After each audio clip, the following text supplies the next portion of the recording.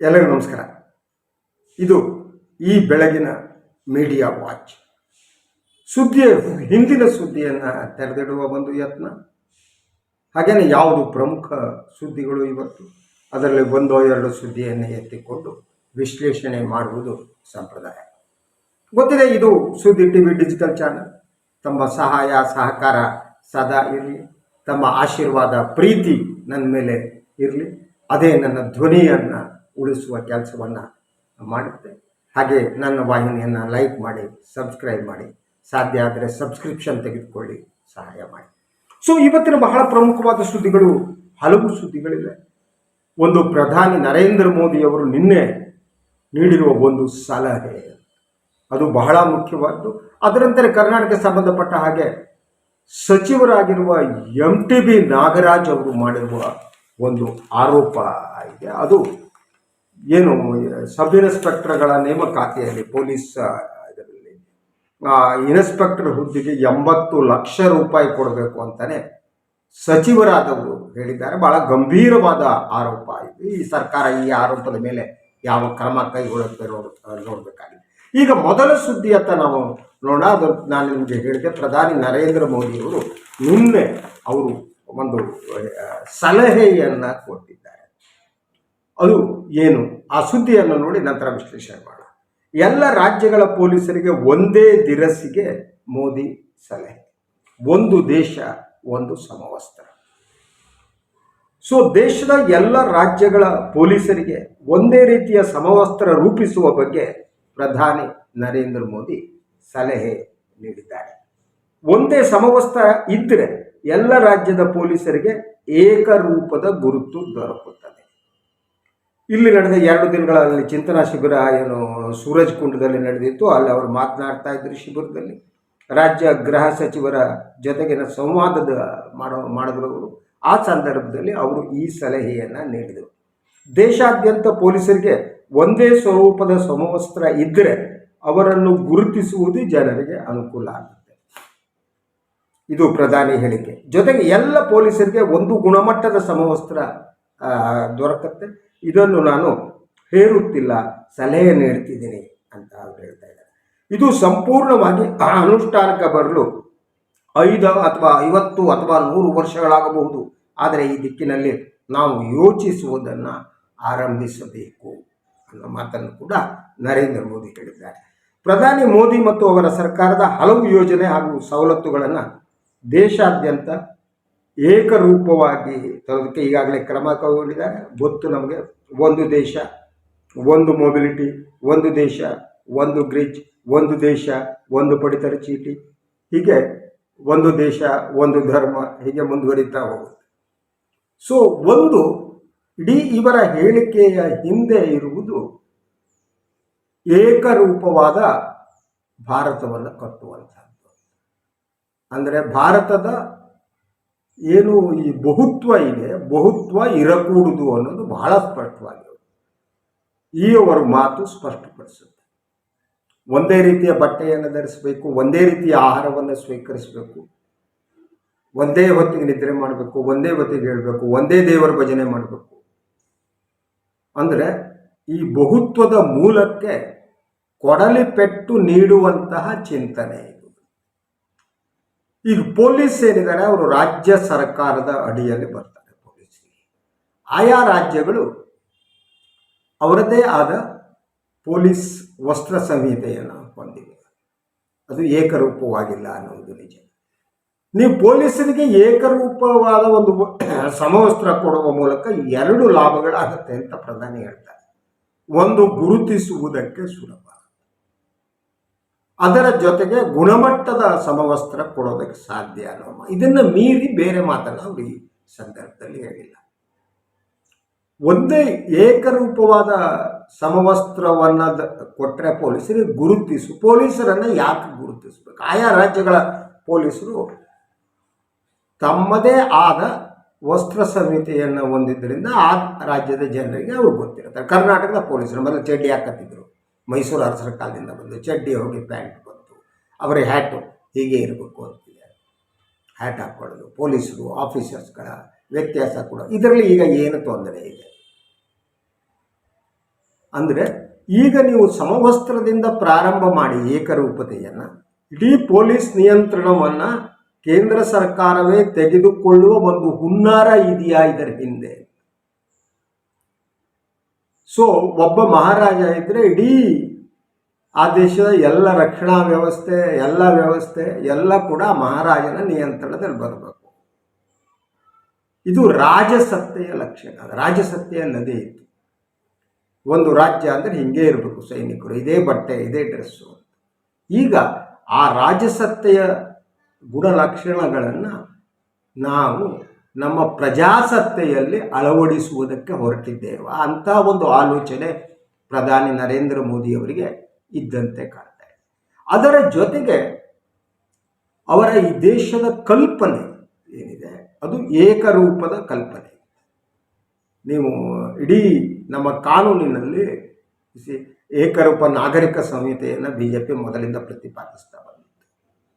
ಅಂದರೆ ಬೇರೆ ಬೇರೆ ಧರ್ಮದವರಿಗೆ ಈಗ ಬೇರೆ ಇದೆ, ಮಹಮ್ಮಡಿಯನ್ ಲಾ ಇದೆ, ಹಿಂದೂ ಲಾ ಇದೆ, ಈ ವ್ಯತ್ಯಾಸವನ್ನು ತೆಗೆದುಹಾಕಬೇಕು ಅನ್ನೋದು ಅವರದ ಅಜೆಂಡಾ.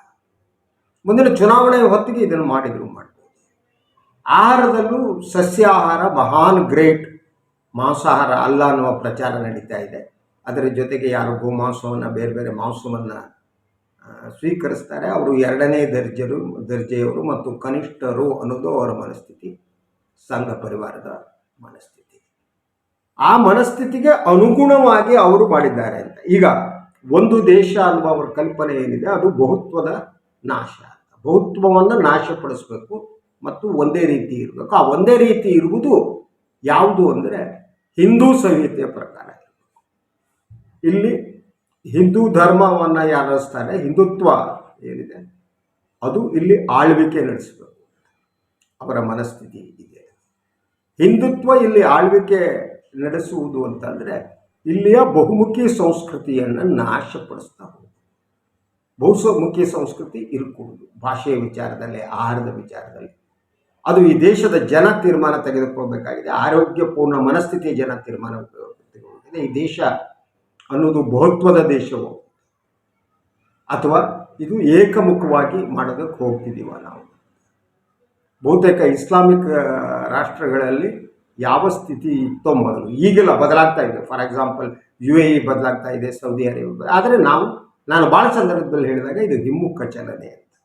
ಈ ಹಿಮ್ಮುಖ ಚಲನೆಗೆ ಇನ್ನೊಂದು ಹೆಜ್ಜೆಯನ್ನು ಇಡುವುದಕ್ಕೆ ಕೇಂದ್ರ ಸರ್ಕಾರ ಮುಂದಾದಂತೆ ಕಾಣ್ತಾ ಇದೆ. ಅದನ್ನೇ ಮೋದಿಯವರು ತಮ್ಮ ಭಾಷಣದಲ್ಲಿ ಹೇಳಿದ್ದಾರೆ. ಅದರ ಜೊತೆಗೆ ಕೇವಲ ಬಾಹ್ಯವಾದ ನೋಟದಲ್ಲಿ ಮಾತ್ರ ಏಕರೂಪತೆ ಇರಬೇಕು ಅಂತಲ್ಲ, ಆಲೋಚನೆಯಲ್ಲೂ ಏಕರೂಪತೆ ಇರಬೇಕು. ಇದು ಇನ್ನಷ್ಟು ಅಪಾಯಕಾರಿಯಾಗಿದೆ. ಈ ದೇಶದ ಪ್ರತಿ ಪ್ರಜೆ ಒಂದೇ ರೀತಿ ಆಲೋಚನೆ ಮಾಡಬೇಕು ಅಂತ ಆ ಸೂಚನೆಯನ್ನು ಅವರು ಕೊಟ್ಟಿದ್ದಾರೆ. ಅದು ಈ ನಕ್ಸಲರಿಗೆ ಸಂಬಂಧಪಟ್ಟ ಹಾಗೆ ಅವರು ನಿನ್ನೆ ಹೇಳಿರುವ ಮಾತು. ಎಸ್, ಹಿಂಸೆಯನ್ನು ವಿರೋಧಿಸಬೇಕು, ನಕ್ಸಲ್ ಚಟುವಟಿಕೆಯನ್ನು ವಿರೋಧಿಸಬೇಕು. ನಾನು ವಿರೋಧಿಸ್ತೀನಿ. ಹಿಂಸೆ ಈ ದೇಶದಲ್ಲಿ ಇರಕೂಡದು. ಹಿಂಸೆ ಈ ದೇಶದ ಅಸ್ಮಿತೆಯಲ್ಲ, ಅಹಿಂಸೆ ಈ ದೇಶದ ಅಸ್ಮಿತೆ. ಬುದ್ಧ, ಬಸವ ನಮಗೆ ಅಹಿಂಸೆಯನ್ನು ಬೋಧಿಸಿದ್ದಾರೆ, ಗಾಂಧಿ ಅಹಿಂಸೆಯನ್ನು ಬೋಧಿಸಿದ್ದಾರೆ. ನಾನು ಈ ನಕ್ಸಲೀಯ ಮನಸ್ಥಿತಿಯನ್ನು ವಿರೋಧ ಮಾಡ್ತೀನಿ. ಆದರೆ ಪ್ರಧಾನಿ ನರೇಂದ್ರ ಮೋದಿಯವರ ಹೇಳಿರುವ ಮಾತನ್ನು ನೀವು ಗಮನಿಸಿದ ತಕ್ಷಣ ಅವರು ವಿಭಿನ್ನ ಆಲೋಚನೆಯ ಮನಸ್ಸುಗಳನ್ನು ದಮನ ಮಾಡುವ ಒಂದು ಪ್ರಕ್ರಿಯೆಯಲ್ಲಿ ತೊಡಗಿದ್ದಾರೆ. ಅವರು ಏನು ಹೇಳಿದ್ದಾರೆ? ಪೆನ್ನು ಹಿಡಿದ ನಕ್ಸಲರು ದೇಶದ ಹೊಸ ತಲೆಮಾರಿನ ಜನರನ್ನ ತಲೆಯನ್ನು ಕೆಡಿಸ್ತಾ ಇದ್ದಾರೆ. ಪೆನ್ನು ಹಿಡಿದ ನಕ್ಸಲೀಯರು, ನಗರ ನಕ್ಸಲೀಯರು ಅನ್ನುವ ವಾದ ಏನಿದೆ ಅದು ಈ BJPಯ ಪ್ರಭುತ್ವ, BJP ಪಕ್ಷ ಅದನ್ನು ಪ್ರತಿಪಾದಿಸ್ತಾನೆ ಬಂದಿದೆ. ಹೀಗಾಗಿ ಹಲವಾರು ಬರಹಗಾರರು ಏನಿದ್ದಾರೆ ಅವರನ್ನು ಈಗಾಗಲೇ ಜೈಲಿನಲ್ಲಿ ಇಡಲಾಗಿದೆ. ಎಡಪಂಥೀಯ ಬರಹಗಾರರು ಏನಿದ್ದಾರೆ ಅವರನ್ನು ಟಾರ್ಗೆಟ್ ಮಾಡಲಾಗ್ತಾ ಇದೆ. ಆ ಟಾರ್ಗೆಟ್ ಕೇವಲ ದೆಹಲಿ ಮಟ್ಟದಲ್ಲಿ ಮಾತ್ರ ಇಲ್ಲ, ಅದು ರಾಜ್ಯ ಮಟ್ಟದಲ್ಲಿ ಶಿಕ್ಷಣದಲ್ಲೂ ಕೂಡ ಈಗ ಬಂದಿದೆ. ಎಡಪಂಥೀಯರ ಆಲೋಚನೆಗಳು ಪಠ್ಯಪುಸ್ತಕದಲ್ಲಿ ಇರಬಾರದು, ಕೇವಲ ಬಲಪಂಥೀಯ ಆಲೋಚನೆಗಳು ಇರಬೇಕು ಅನ್ನುವ ಅವರ ಮೂಲ ಧ್ಯೇಯ ಏನಿದೆ, ಉದ್ದೇಶ ಏನಿದೆ, ಅದರ ಇಂಪ್ಲಿಮೆಂಟೇಷನ್ ಈ ಕರ್ನಾಟಕದಲ್ಲಿ ಪ್ರಾರಂಭ ಆಗಿದೆ. ರೋಹಿತ್ ಚಕ್ರತೀರ್ಥ ಅವರ ನೇತೃತ್ವದ ಪುಸ್ತಕ ಪರಿಷ್ಕರಣ ಸಮಿತಿ ಆ ಕೆಲಸವನ್ನು ಮಾಡಿದೆ. ಎಡಪಂಥೀಯ ಆಲೋಚನೆಗಳನ್ನು ಪಠ್ಯಪುಸ್ತಕದಿಂದ ತೆಗೆದುಹಾಕಿದೆ. ಸೊ ಅದನ್ನು ಮೋದಿಯವರು ಇನ್ನೊಂದು ರೀತಿಯಲ್ಲಿ ಹೇಳಿದ್ದಾರೆ. ಇಂಥವರಿಗೆ ವಿದೇಶಗಳಿಂದ ನೆರವು ಬರ್ತಾ ಇದೆ, ಇಂತಹ ಕೆಲಸದಲ್ಲಿ ತೊಡಗಿದವರು ಬಂದೂಕು ಹಿಡಿದು ನಕ್ಸಲರಾಗಿರಲಿ ಅಥವಾ ಪೆನ್ನು ಹಿಡಿದು ನಕ್ಸಲರಾಗಿರಲಿ ಅವರನ್ನು ನಾವು ತಡೆಯುತ್ತೇವೆ. ಈಗ ನಾವಿದನ್ನು ನೋಡೋಣ. ಒಂದು ಪೆನ್ನು ಹಿಡಿದ ನಕ್ಸಲೀಯರು, ಪೆನ್ನು ಹಿಡಿದ ನಕ್ಸಲೀಯರು ಮತ್ತು ಬಂದೂಕು ಹಿಡಿದ ನಕ್ಸಲೀಯರು ಅಂತ ಅವರು ವಿಭಾಗವನ್ನು ಮಾಡ್ತಾರೆ. ನಕ್ಸಲಿಸಮ್ ಅನ್ನುವುದು ಒಂದು ಮನಸ್ಥಿತಿ ದಟ್ ರಿಪ್ರೆಸೆಂಟ್ಸ್ ಹಿಂಸಾಚಾರ. ನಕ್ಸಲಿಸಮ್ ಅನ್ನೋದು ಹಿಂಸೆಯ ಮೂಲಕ ಬದಲಾವಣೆಯನ್ನು ತರುವಂತಹದ್ದು. ಮನುಷ್ಯನ ಮಾರಣ ಹೋಮ ನಡೆದರೂ ಹೋಗಿ ನಾವು ಯಾವ ಸಮಾಜ ಬೇಕು ಅಂತ ಸಮಾಜ ನಿರ್ಮಾಣ ಆಗಬೇಕು ಅನ್ನೋದು ನಕ್ಸಲಿಸಮ್ನ ಮೂಲಭೂತ ಧ್ಯೇಯ. ಅದನ್ನು ಕಟು ಶಬ್ದಗಳಲ್ಲಿ ನಾವು ವಿರೋಧಿಸಬೇಕಾಗಿದೆ. ಆದರೆ ಅದರ ಇನ್ನೊಂದು ಮುಖವನ್ನು ನೋಡೋಣ. ನಕ್ಸಲಿಸಮ್ ಅನ್ನೋದು ಮನಸ್ಥಿತಿ ಆದರೆ ಅದು ಕೇವಲ ಎಡಪಂಥೀಯರಿಗೆ ಮಾತ್ರ ಸೀಮಿತ ಆಗುತ್ತೋ ಬಲಪಂಥೀಯರಿಗೂ ಸೀಮಿತ ಆಗುತ್ತೋ? ಬಲಪಂಥೀಯ ನಕ್ಸಲೀಯರು ಅಂತ ನಾನು ಕರಿತೀನಿ. ಅದು ಗೋಡ್ಸೆ ಸಂತಾನ, ಗೋಡ್ಸೆ ಮರಿಮಕ್ಕಳು, ಅವರೆಲ್ಲ ಕೂಡ ಬಲಪಂಥೀಯ ನಕ್ಸಲರು. ನಗರ ನಕ್ಸಲರು ಬಲಪಂಥೀಯ ನಕ್ಸಲರು. ಅವರು ಬಂದೂಕನ್ನು ಹಿಡಿಯಬಲ್ಲರು ಮತ್ತು ಪೆನ್ನನ್ನು ಹಿಡಿಯಬಲ್ಲರು. ಬಲಪಂಥೀಯ ನಕ್ಸಲೀಯರು, ಎಡಪಂಥೀಯ ನಕ್ಸಲೀಯರು ಅಂತ ಅವರು ಈಗಾಗಲೇ ತೋರಿಸ್ಕೊಟ್ಟಿದ್ದಾರೆ. ಗಾಂಧಿ ಹತ್ಯೆಯಿಂದ ಪ್ರಾರಂಭವಾಗಿ ಇತ್ತೀಚೆಗೆ ನಡೆದ ಪನ್ಸಾರೆ ಅವರ ಹತ್ಯೆ, ಗೌರಿ ಲಂಕೇಶ್ ಅವರ ಹತ್ಯೆ, ಡಾಬೋಲ್ಕರ್ ಅವರ ಹತ್ಯೆ, ಇದೆಲ್ಲ ಕೂಡ ಬಲಪಂಥೀಯ ನಕ್ಸಲರು ಕೂಡ ಬಂದೂಕನ್ನು ಹಿಡಿಯುತ್ತಾರೆ ಅನ್ನೋ ತೋರಿಸ್ಕೊಟ್ಟಿದ್ದಾರೆ. ಇನ್ನು ಈ ಬಲಪಂಥೀಯ ಹಿಂಸಾಚಾರದಲ್ಲಿ ಸಂಬಂಧಪಟ್ಟಾಗ ಒಂದು ಬಂದೂಕು ಹಿಡಿಯುವುದು, ಇನ್ನೊಂದು ಪೆನ್ನು ಹಿಡಿಯುವುದು. ಆ ಪೆನ್ನು ಹಿಡಿಯುವ ಕೆಲಸ ಈಗಾಗಲೇ ಪ್ರಾರಂಭ ಆಗಿದೆ. ಮೊದಲಿಂದಲೂ ಈ ಪರಂಪರೆಯಲ್ಲಿ ಜನ ಇದ್ದರು. ಈ ಪೆನ್ನು ಹಿಡಿಯುವ ನಕ್ಸಲೀಯರು ಏನಿದ್ದಾರೆ, ನೀವು ಬಲಪಂಥೀಯ ಆಲೋಚನೆಯನ್ನು ಮಾಡುವವರು ಪೆನ್ನು ಹಿಡಿಯಬಹುದಾದರೆ, ಅವರು ಬಂದೂಕು ಹಿಡಿಯಬಹುದಾದರೆ, ಎಡಪಂಥೀಯ ನಕ್ಸಲೀಯರು ನಗರ ನಕ್ಸಲೀಯರು ಮಾತ್ರ ಮಾಡಿದ್ದು ತಪ್ಪು ಹೇಗಾಗುತ್ತೆ? ಸಾಮಾನ್ಯ ನ್ಯಾಯ. ಸಾಮಾನ್ಯ ನ್ಯಾಯದ ಪ್ರಕಾರ ಹಿಂಸಾಚಾರ, ನಾನು ಕೇವಲ ಈ ಹಿಂಸಾಚಾರವನ್ನು ಮಾತ್ರ ವಿರೋಧ ಮಾಡ್ತೀನಿ ಮತ್ತು ಈ ಹಿಂಸಾಚಾರವನ್ನು ಒಪ್ಪಿಕೊಳ್ತೀನಿ ಅನ್ನೋದೇನಿದೆ ಅದು ಬಹಳ ಅಪಾಯಕಾರಿಯಾದ ಮನಸ್ಥಿತಿ ಅಂತ. ಈ ಮನಸ್ಥಿತಿಯವರಿದ್ದರೆ ಯಾರು ನಕ್ಸಲೀಯರು ರಕ್ತಸಿಕ್ತ ಇತಿಹಾಸವನ್ನು ಇಟ್ಟುಕೊಂಡು ಮುಂದುವರಿತಿದ್ದಾರೋ ಅದೇ ಇತಿಹಾಸವನ್ನು ಇಟ್ಟುಕೊಂಡು ಬಲಪಂಥೀಯರು ಮುಂದುವರೆದರೆ ಅವ್ರನ್ನ ಕ್ಷಮಿಸ್ತೀರಿ, ಅವರು ನಿಮಗೆ ಬೇಕು. ಬಲಪಂಥೀಯ ಹಿಂಸಾಚಾರವನ್ನು ವೈಭವೀಕರಿಸ್ತಾ ಅದಕ್ಕೆ ನೀವು ಕೃಪಾಶೀರ್ವಾದವನ್ನು ನೀಡ್ತಾ ಅದಕ್ಕೆ ರಕ್ಷಣೆಯನ್ನು ನೀಡ್ತಾ ಹೋಗ್ತಿದ್ದೀರಿ. ಆದರೆ ಎಡಪಂಥೀಯ ಹಿಂಸಾಚಾರವನ್ನು ನೀವು ಖಂಡಿಸ್ತಿದ್ದೀರಿ ಮತ್ತು ಎಡಪಂಥೀಯ ಆಲೋಚನೆಯನ್ನೇ ಭಾರತೀಯ ಮನಸ್ಥಿತಿಯಿಂದ ಕಿತ್ತಾಕಬೇಕು ಅಂತ ಹೊರಟಿದ್ದೀರಿ. ಸೊ ಇದು ಟೂ ಡೇಂಜರಸ್. ಇದು ತುಂಬ ಅಪಾಯಕಾರಿಯಾದ್ದು.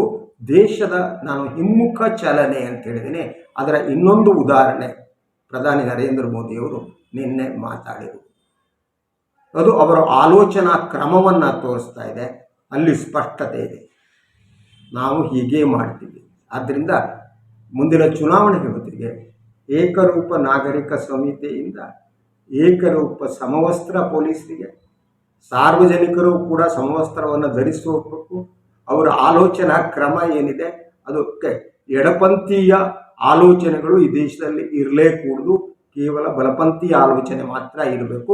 ಬಲಪಂಥೀಯ ಹಿಂಸಾಚಾರ ನಡೆದರೆ ಅದು ಓಕೆ, ಎಡಪಂಥೀಯ ಹಿಂಸಾಚಾರ ನಡೆಯಕೂಡದು ಅನ್ನೋ ಒಂದು ಮನಸ್ಥಿತಿ, ಒಂದು ಮುನ್ಸೂಚನೆ ಇದರಿಂದ ಸಿಕ್ಕಿದೆ. ನಾನು ಇನ್ನೊಂದು ವಿಚಾರದ ಬಗ್ಗೆ ಮಾತನಾಡಬೇಕಾಯಿತು, ಆದರೆ ಸಮಯ ಆಗಿದೆ. ಅದನ್ನು ಇನ್ನೊಂದು ವಿಶ್ಲೇಷಣೆಯಲ್ಲಿ ನಾನು ಮಾತಾಡ್ತೀನಿ. ಅದು MTV ನಾಗರಾಜ್ ಅವರು ಕೊಟ್ಟಿರುವ ಹೇಳಿಕೆ ಭಾಳ ಮಹತ್ವದ್ದು, ಅದರ ಬಗ್ಗೆ ಮಾತಾಡ್ತೀನಿ. ಸೊ ಇವತ್ತಿಗೆ ಇಷ್ಟೇ ಸಾಕು ಅನಿಸುತ್ತೆ.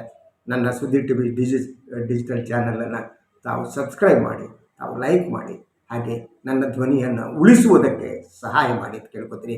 ಎಲ್ಲರಿಗೂ ಶುಭ ಬೆಳಗು. ನಮಸ್ಕಾರ.